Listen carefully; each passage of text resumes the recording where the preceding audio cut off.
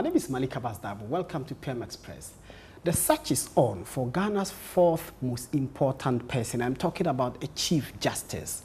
Why are we looking for a new Chief Justice? It's because the current Chief Justice, Justice Georgina Theodorawood, is going on retirement. She's been in active public service for 47 years. She's been Chief Justice for 10 years. Her time is up and the search is on. Why do we need a Chief Justice? What does that mean? Why is this search not generating the kind of discussions that the search for a Chief Justice in other parts of the world would generate? Have we misunderstood what the significance of a Chief Justice is? When we come back from the break, I will introduce to you someone who himself is a retired judge, and he will walk us through the processes and why we need a strong Chief Justice. Keep watching.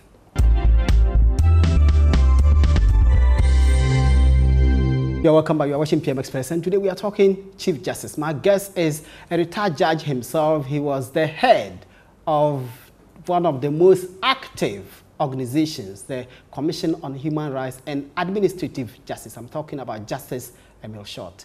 Justice Short, welcome to PM Express. Thank you very much. It's a pleasure. Good.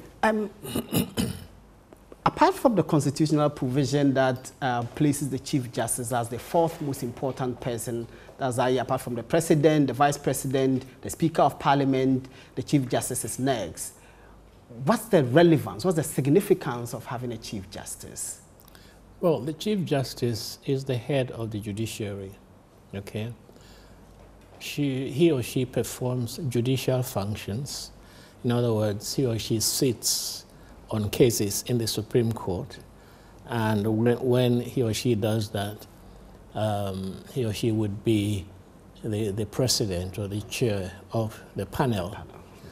Okay. In addition to his or her judicial functions, he or she has great administrative responsibilities, because the Chief Justice is responsible for the general administration of the judiciary.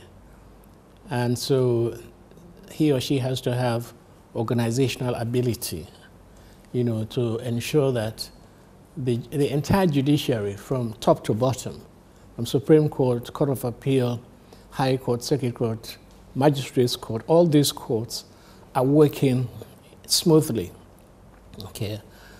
In terms of reforms, in the judiciary, the Chief Justice is the main architect of whatever reforms would be initiated in the judiciary. So everybody looks up to the Chief Justice for the success or otherwise of the judiciary. So the Chief Justice is an extremely important personality. In reality, when you talk about administrative functions, what does that entail? So on a day-to-day basis, apart from presiding over cases when they come before the highest court of the land, as the Supreme Court, what does a Chief Justice do in terms of administrative functions? And how relevant or how significant are those actions? Well, we're talking about how the courts are run. You have registries, you have bailiffs, you have court clerks, all of these officers have special responsibilities. And then you have the judges at the lower level. So the Chief Justice has responsibility to ensure that every section of the court system is being run in an efficient and effective manner, Whether you're talking about, the court clerks, the bailiffs, the registrars, the registrars of the various courts, and the supervising judges, because there are judges who supervise, like you have high court supervising judges and so on. So Chief Justice has overall responsibility for the efficient and effective running of the entire judiciary. So in addition to the judicial functions, Chief Justice has ultimate responsibility for how the entire judicial system functions, and especially in terms of introducing reforms, you know, to make the judicial system function better. That responsibility lies with the Chief Justice. Whether, for example, it is electronic management of court processes, whether it is alternative dispute resolution, you know, mechanisms in the courts, and so on. These are initiatives which affect the running of the judiciary.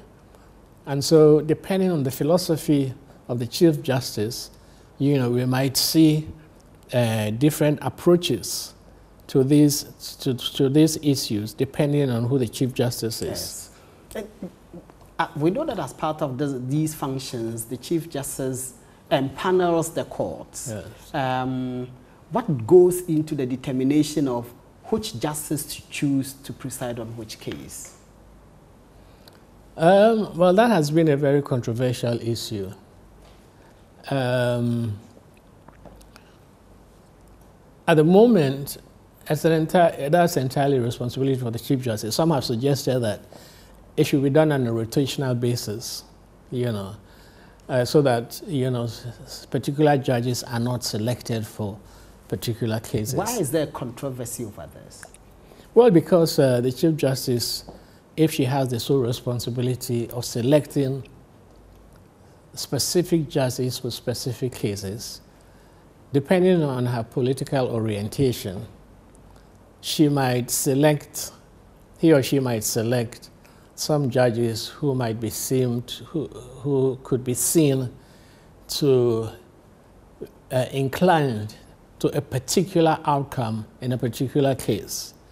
So that is why it becomes sort of controversial, you know. But I think by and large the system works pretty well, and the Chief Justice exercises this function of empaneling judges in a fairly objective manner. Let's talk about the current Chief Justice, Justice Judicial. We know that she used to be a police prosecutor, and then she joined the Judicial Service, and then she rose to be Chief Justice, specifically June 15, 2007. How would you assess her as a Chief Justice in the 10-year period that she has been Chief Justice? Well, I think she has performed creditably well. I think she's been very proactive. She has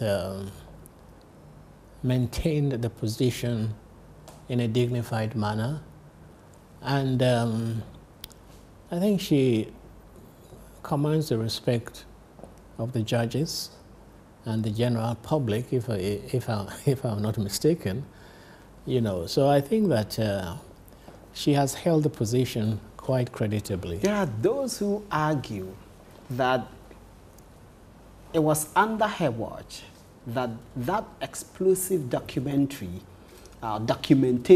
of judicial bribery compiled by Anas and his Tiger PI occurred, and the ultimate responsibility is hers.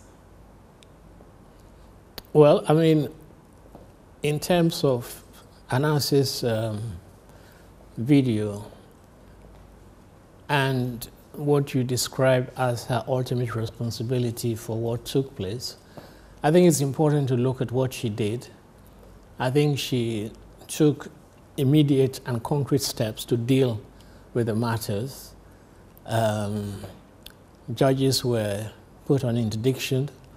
A judicial process of investigation and the judges affected, you know, was put in place. She put in place that, and you know, some judges have been dismissed, and there are one or two cases that are still pending. But the point I'm making is that she took concrete and immediate steps to deal with those who were alleged to be implicated in the bribery scandal, you know. And I think that is all that could have been expected of her. As to what reforms have been put in place to make sure that these bribery scandal doesn't happen again, I can't speak to that. But suffice it to say that the judicial process was put in place immediately to deal with those who were alleged to have been implicated. Some of the persons who were implicated, notably Justice Paul Utaderi, Justice Habib Logo, and I think another one, they contend that the manner in which she handled the process itself was in violation of the Constitution. The argument is Anas was allowed to publicize the information he obtained, and the constitutional provision that sets out the processes that will lead to a superior court judge being removed from office necessitated that information ought not to have been made public. And she was aware of this, and yet she went ahead with the process, and she dismissed some. Well, I think those objections were raised, and those objections were dismissed. So I'm not in a position to comment, but I think whatever decision was taken when those objections were raised should be respected. So I'm not going to comment on the validity otherwise of those objections or that point of view, but suffice it to say that you know, these judges had the opportunity to put forward these objections or these legal objections, and they were dealt with in accordance with law. Let's talk, you talked about reform, and that what Chief Justices tend to, what is expected of Chief Justices sometimes reform. Would you say Justice Wood was reformative enough? We know she introduced the Justice for All program, which is designed to give hearing to people who were in remand and their cases were never heard. But beyond that, was she transformative enough? Did you see enough reform in the judicial service? Well, the Justice for All system was extremely important because it was intended to deal with the length of periods as remand prisoners especially were in custody. And so, you know, courts were set up in the prisons, judges went there and held cases, held trials of cases of prisoners who were on remand. And so that was an important initiative. It helped to reduce the number of remand prisoners, you know, in custody. However, you know, there are still serious problems in the judiciary. For example, when you look at land cases, some of these cases take extremely long periods to be decided. And so there are still challenges, you know, and whether much more could have been done, I'm not in a position to say, but what I'm saying is that we still have many challenges, you know, with the judicial system. The number of remand prisoners is still very high, okay, in spite of the Justice for All system. So that is an area that obviously the new Chief Justice will have to address. Which is a problem, isn't it? Because the Justice for All system, some argue, was only treating the symptoms of a problem which hasn't been tackled. We know the late Justice George Kingsley Akwa, he introduced the magistrate system, the career magistrate system, which was to try and get people who didn't have any legal training but had first degrees to train to become magistrates to help in the disposal of cases, especially at the district and rural level. In terms of treating the problem itself, the problem that gives rise to this problem of remand prisoners staying for long, has much been done? Well, there many facets to the problem. One is probably the insufficiency of judges to deal with a number of cases pending. The other is the absence of a proper legal aid system to ensure that those prisoners who do not have legal representation can have lawyers to deal with their cases. The other problem I see has been the lack of proper coordination between the prison service, the police, the courts, and the Attorney General's office. Because you hear on many occasions that prisoners are due to appear in court, but the police never went to the prison to collect them. Okay? So the prisons put the blame on the police. The police, who are the prosecutors. Who are the prosecutors. You hear instances also of the dockets of certain prisoners missing, or an investigating officer who is dealing with a particular case has been transferred. And so no one has taken over from that investigating officer, which of course is a lapse in the police service system, you know. And then you hear also of cases being adjourned, and then when it is time for those cases to be called, they are not called.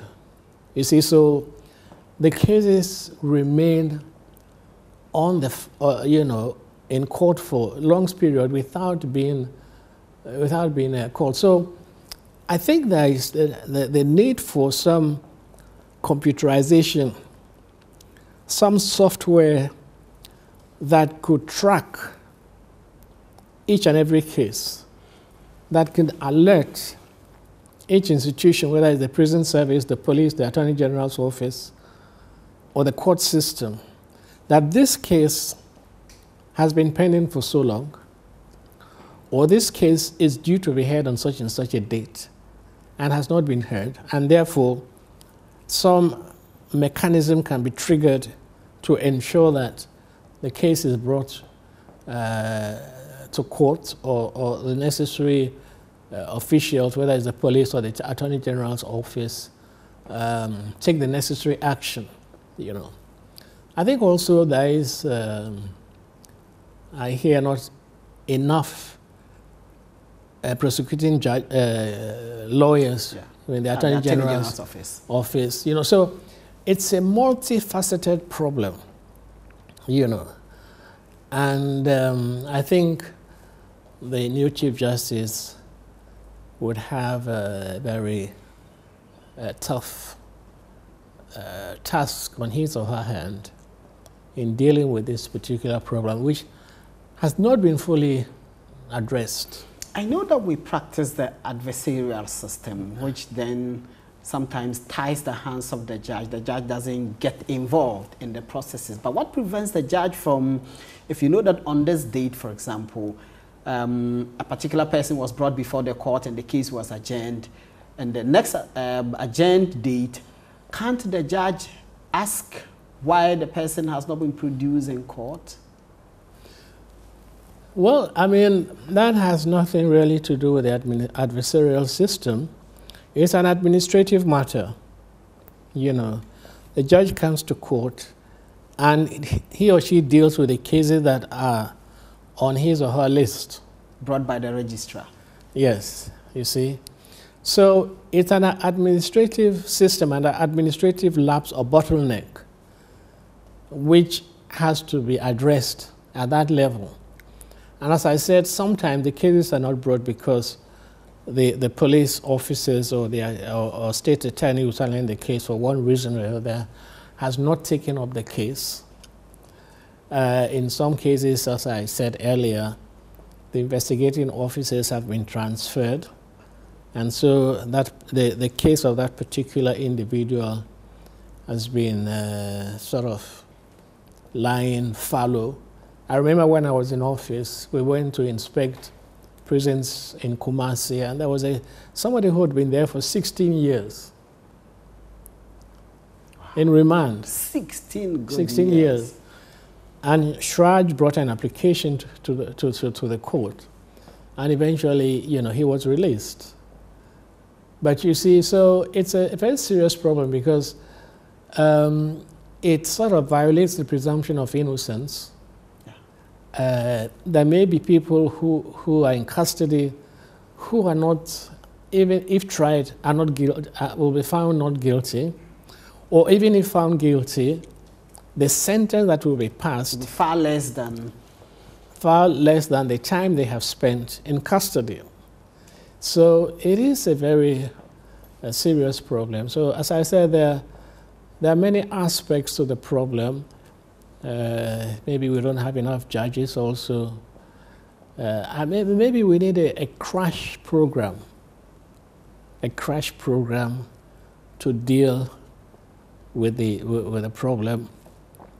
Probably recruiting more judges, or if a way can be found of recruiting ad hoc judges to deal with some of these cases so that the backlog can be substantially reduced. If I may just digress a bit, the Commission on Human Rights and Administrative Justice, I would imagine, should have jurisdiction over matters such as that, that if somebody were to be in jail, their case has not been heard, and they've been there for such a long time, clearly their rights have been violated, and you pointed out their right to a presumption of innocence until proven guilty. Why are we not seeing the Commission playing an active role in this area? Well, the Commission has participated in the Justice for All, system. We've participated in the discussions, as to how the system should be implemented. But the point to be made here is this, that generally speaking, the Commission cannot investigate a case that is pending in court. That's a statutory prohibition. However, if we receive a complaint which alleges a delay in the trial of a case, breach of the provision for speedy trial, fair and speedy trial, we could investigate that aspect of the matter. And in the past, we have handled some cases like that by trying to find out what has been the cause of the delay. We take administrative steps, like contacting the judicial officer and to find out exactly what the cause of the delay in that particular case is. But in terms of the remand prisoners, it's a much bigger and wider problem, which the Commission of Human Rights, cannot really on its own handle. Okay, let's take to the legal aid some time ago brought an application on behalf of thousands of remand prisoners. I don't know what happened to that case, but so it's a very complicated problem. Okay, let's take to Georgina Wood, who is going on retirement, and what she did at the time that she was Chief Justice. It's been argued that under her leadership, the Supreme Court became a more activist Supreme Court than we have seen in times past. And people have cited the cases involving the Electoral Commission, Abu Ramadan 1, 2, and 3, the Republic and the High Court, ex-party Pakusi Ndum, ex-party Ayariga, and all of that. And they say the Supreme Court has taken a more activist position, a more confrontational position than we have seen in times past. Do you share that view? Well, these cases are not initiated by the Chief Justice. I think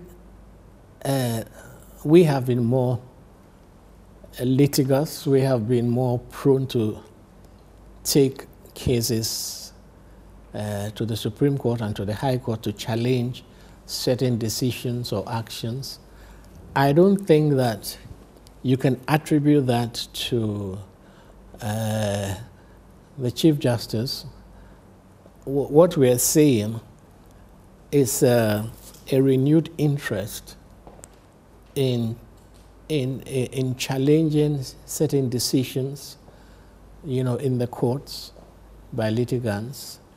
And so it is judicial activism on the part of litigants, on the part of people who feel that their rights have been violated. So the judges deal with the cases as and when they are brought. And so I don't really see that there is any link between the numerous cases which you mentioned and the tenure of office of the Chief Justice. I guess reference is made to the comments, the judgments, and the statements made even in open court. In, if I remember correctly, in Abu Ramadan 2, we had the Chief Justice herself tell the Electoral Commission that the court won't sit by, the justices won't sit by, and allow the commission to engage in conduct that will plunge the nation into chaos. And you had similar comments and, in fact, outrage and anger being expressed by the justices who presided over those cases. I guess that's what people cite and say this was a more activist Supreme Court than we have known in times past. Well, I don't know if other Supreme Court judges before would have made similar comments if those cases had come before them. I think those comments were in order. They were necessitated by the urgency of the issues that were before the courts, especially, for example, in relation to the election, and what appeared to be the inaction or inertia of the Electoral Commission and the possible consequences of inaction by the Electoral Commission, which prompted the Chief Justice to come out openly. So I said, so I think that these were statements that were important or necessitated by the urgency of the situation that were before the courts at the time, and rightly so that the judges should express concern, in cases where of national importance, like the election dispute, and other similar cases. Would you say the court, right from 2013, when the court had the election petition, all the way to 2016, what's your assessments of the court's role in the electoral process of the country? Well, obviously, it's been controversial because the NPP election petition was decided on a majority. 5-4. Yes. Yeah. So it was controversial, yeah. But like many controversial legal issues, you sometimes would have divided opinion, and so that's to be expected. But so I think that you cannot draw any conclusion about the judiciary in terms of issues like the election petition or any other issue. I think the judiciary has dealt with these cases promptly and in a very objective and very credible manner, We have to take a break at this point. When we come back, I'll be asking Justice Short whether he can tell us who the next Chief Justice is. You're watching PM Express. Keep watching. We'll be back.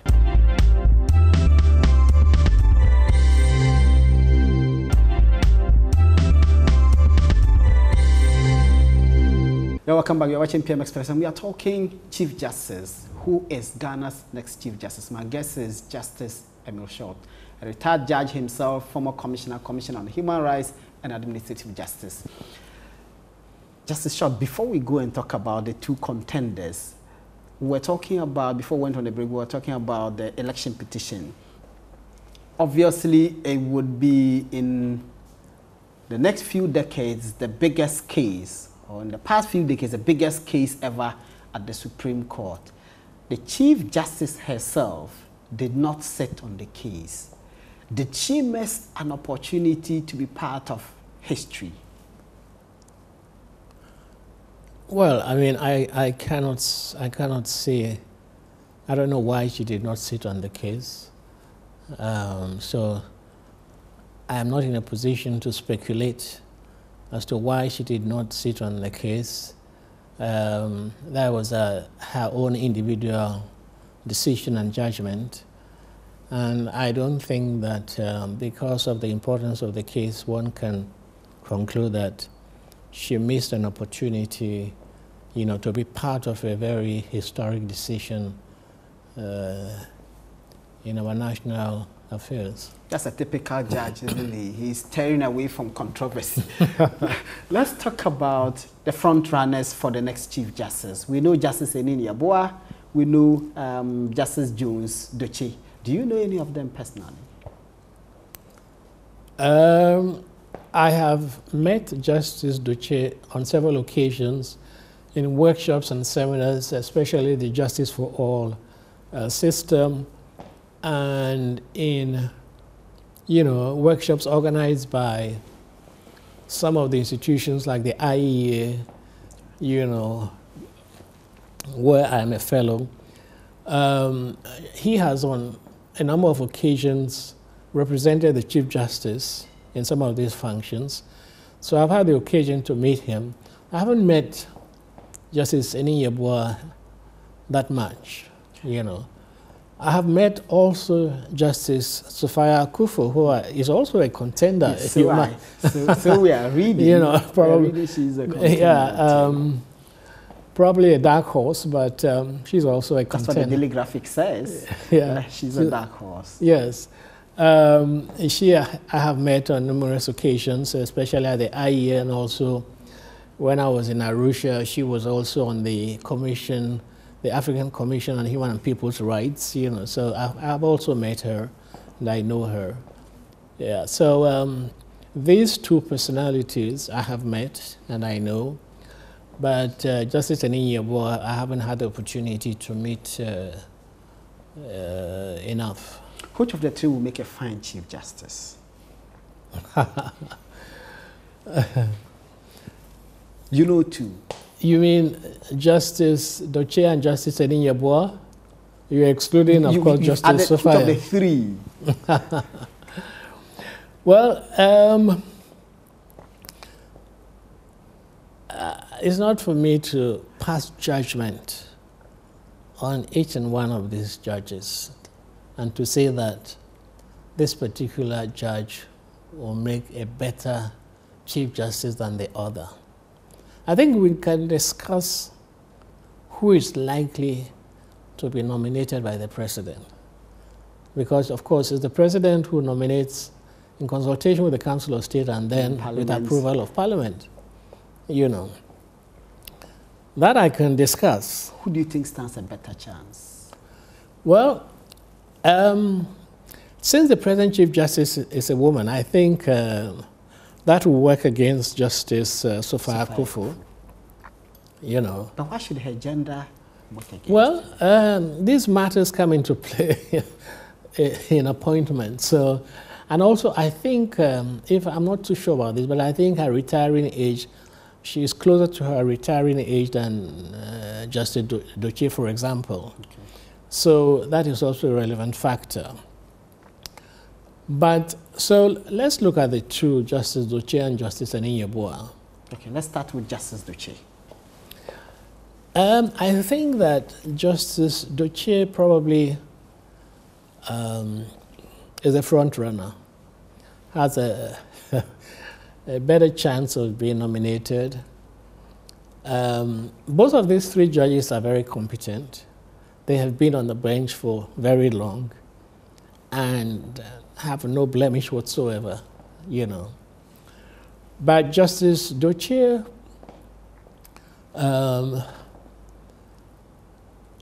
commands the respect of the judiciary as well as the bar.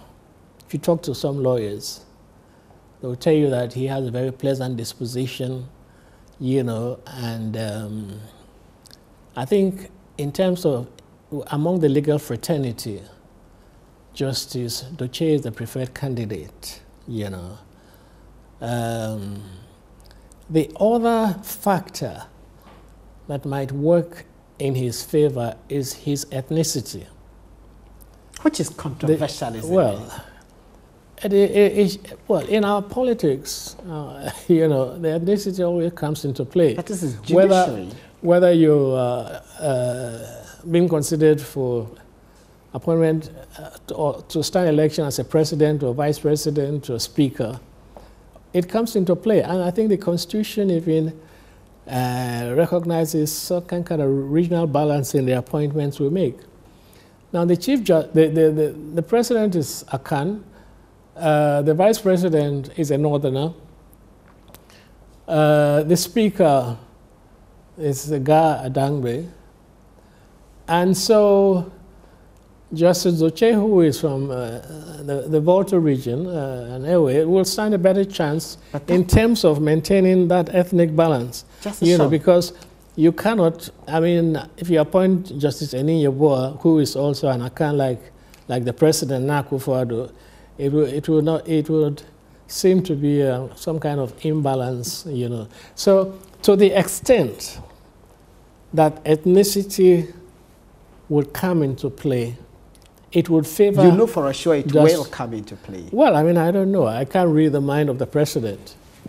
But what I'm saying is to the extent that, because it does come into play in our politics, you know, when somebody standing for president wants to select a running mate, the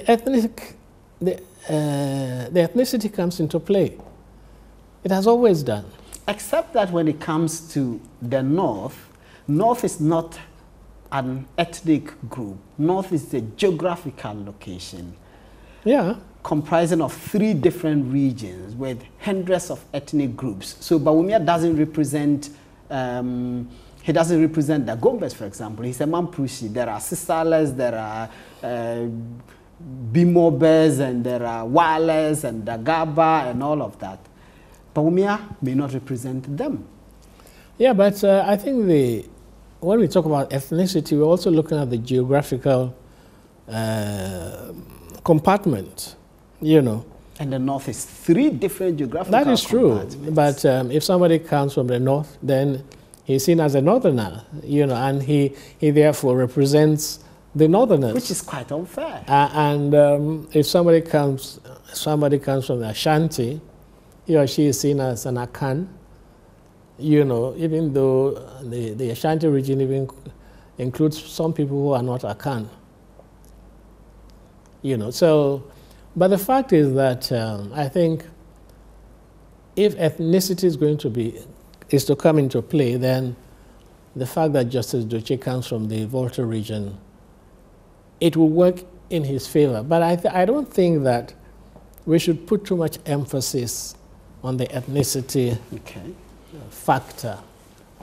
I think that the president will be looking primarily at somebody who is competent, somebody who commands the respect of the other judges and the legal, the bar, the legal, the bar association, the legal fraternity, you know.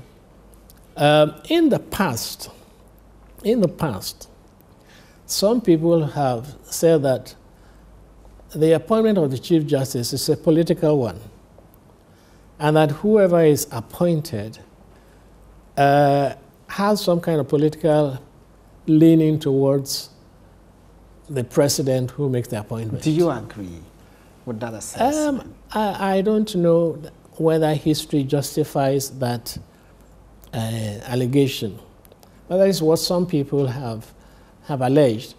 And it is quite clear that, for example, seniority on the bench is not a determinative factor. You know, in other countries, sometimes seniority is used to determine who becomes the next Chief Justice. But in our past history, seniority has not been regarded as a factor that will determine who is appointed as the Chief Justice. Because we are too familiar with Justice Pega and the current Chief Justice. Yeah, and I mean, presently there are Supreme Court judges who are more senior to Justice Doche and Eni Yeboah. Like, I think Atuguba is... yeah, but he's going on retirement very soon too. So exactly. That's why he's not in contention. Yeah, exactly. So that's another factor, you know, the number of years left for them to, each individual to go on retirement. And if the ethnicity arguments, and I know you say we shouldn't emphasize it, if that argument were to hold, even if Atuguba still had many more years, he too would most probably have been ruled out because he comes from the north and there's a vice president from the north. Possibly, yeah. But let me say that I think the president, if I know him very well, will look at competence, will look at the character, personality of the individual, you know. Okay. And, you know, there are many people who have said that Justice Doche has a very pleasant disposition and gets along well with judges and lawyers. Are people lobbying for this position? Is it permissible? Oh, I don't think judges would lobby for a position like this.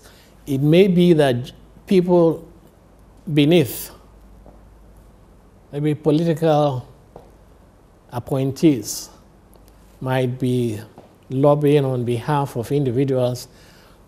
I wouldn't know, but I don't think individual judges would lobby. I think it would be below the dignity of a Supreme Court judge to be lobbying to become a Chief Justice. I mean, I wouldn't, you know, and so I would rule that out completely. So if we hear that influential persons are lobbying for any candidate, we should dismiss that? Well, as I said, it's possible that people in influential positions might be lobbying for specific justices. That's a possibility, but I'm not aware of it. But it's a possibility. But what I'm saying is that the judges themselves, I'm almost 100% sure, would not engage in such lobbying. You're talking about perceptions about political leanings, and of course we know this to be true. In the US, for example, if a judge is going to be appointed, sometimes the person's political leaning, whether the person is conservative or is Democrat or liberal, those things influence the decision. Do we know if any of the contenders for Chief Justice have demonstrated in the past, whether by public utterances or by their judicial decisions, have they demonstrated political leanings? Well, I don't think that any of the contenders have, by their decisions, demonstrated their political leanings. I think that one could credit the judges with arriving at their decisions on the basis of the evidence before them, and not on the basis of whatever their political leaning is. Of course, some people have argued that Justice Doche as well as Eni Yeboah are pro-NPP. What's the basis for that? Is there a basis? In the case of Justice Doche, I think his famous statement about create, loot, and share. Yes, in the Oyomi case. Yes. It's something that has been used. Martin Amidu and the Waterville. Yes, has been used to have been relied on some people to say that he's pro-NPP, but I don't think that that is a good reason for putting him in that category. He was expressing an opinion, you know, on a very important national matter, namely, you know, corruption. You know, and the fact that he made that statement at a time when the NDC was in power, I don't think should be used to describe him as pro-NPP. But that is not all. In the Abu Ramadan 2 or 3, when the Supreme Court ordered the deletion of names of persons who use NHIS cards to register to vote, in an earlier case, the court had declared that unconstitutional, and therefore asked the EC to clean the register. There was a debate as to whether that order for EC to clean the register meant that they ought to delete the names of persons who use NHIS. Justice Doche, in an extraordinary move, granted an interview to journalists and said, this is what the court said. He received a lot of flack from the NDC for that, and they point to that and say, this is a die-in-the-wool MPP. No, I don't think so. I don't think that criticism by the NDC was justified. He was expressing what he knew and thought the decision meant. And in fact, many of us did not see any ambiguity whatsoever in the decision. You know, it was clear that this was what the Supreme Court order meant. And so, while there was all this, you know, some of the lawyers create more controversy by putting all kinds of interpretation on some of the decisions the courts give. I think he felt it necessary, because of the urgency of the matter, when he was being interviewed by these journalists, to indicate what he thought the decision meant. And rightly so, when the matter went back to court, he decided not to sit on the case. Yes, he recused himself. He recused himself because he had expressed an opinion on the matter. But I think the circumstances under which he made that statement, namely that this was an interview with journalists, there was unnecessary argument about what the decision of the Supreme Court meant, when an argument which I thought was totally unnecessary, because to me the decision was very clear. And so he was compelled to say that this is exactly what it is. But was it usual?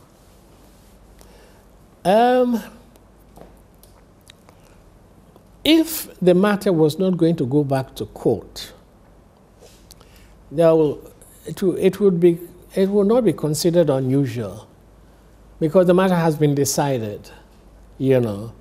And so a judge should be able to express his opinion after the matter has been decided. But in this case, I think the matter went for review.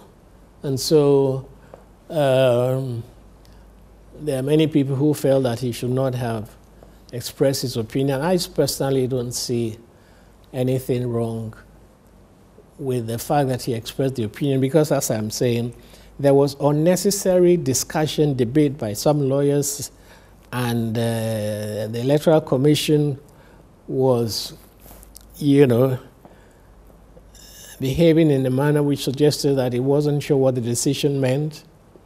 And so I think that is what prompted him, in addition to the urgency of the matter. We're dealing with a very important national issue, the election, and the controversy that surrounded, you know, the decision. I think it came out in a very impromptu manner, and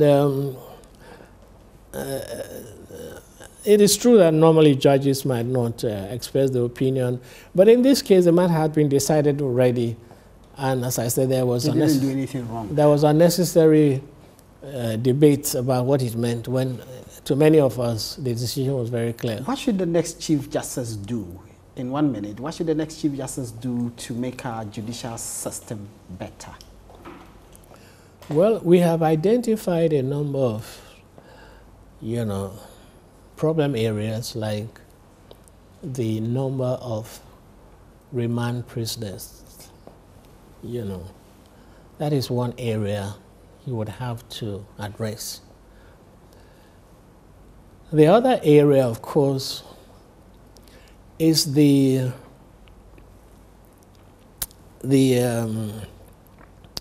alternative dispute resolution ADR system, which many lawyers feel is not functioning the way it should. So he or she must attend to that. Address that. But who is your money on? Well, I think Justice Judicial is the favorite. And it's most likely that he will be the one appointed the next Chief Justice. Just a short. It's been an honor. Our guest has been Justice Emil Short, former commissioner of the Commission on Human Rights and Administrative Justice. He's a retired judge himself. He's been helping us understand what it takes to be a Chief Justice and who the next Chief Justice will be. He's not a coward. He's told us who his money is on, who he thinks will be the next Chief Justice, and that will be Justice Jones Doche. You're watching PM Express. Until we bring you another exciting edition, this has been Malik Abbas Dabu, your host. Bye-bye.